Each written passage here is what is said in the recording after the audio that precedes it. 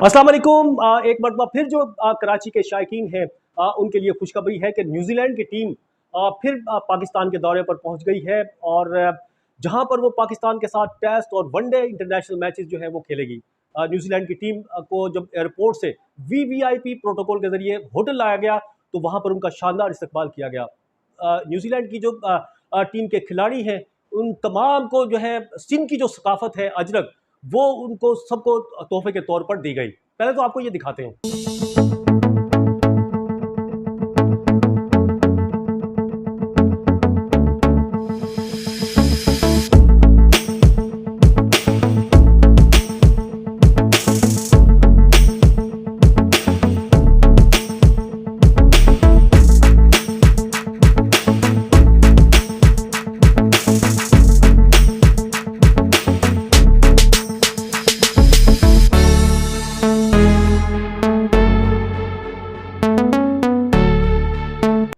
पाकिस्तान और न्यूजीलैंड के दरमियान जो है दो टेस्ट मैचेस की सीरीज होगी।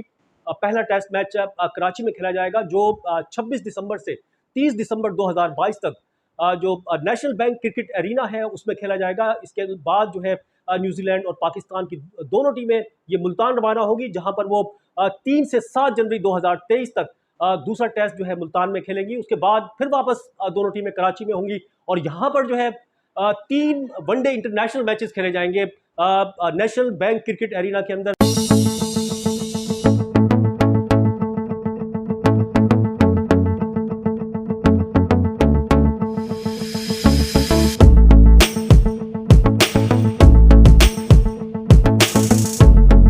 इस मरतबा उम्मीद है कि कौमी टीम जो है इंग्लैंड की तरह जो है बुरी कारकर्दगी के बजाय अच्छी कारकर्दगी का मुजाहरा करेगी और जो दिली ख्वाहिश है यहाँ के शायकीन क्रिकेट हैं पूरे पाकिस्तान के, जो इस टीम से लव करते हैं, प्यार करते हैं, क्रिकेट लवर्स हैं, उनको मायूस नहीं करेंगे और अच्छी कारकर्दगी का मुजाहरा करते हुए ये टेस्ट मैचेस भी और जो वनडे सीरीज है दोनों की दोनों जो है वो जीतेंगी।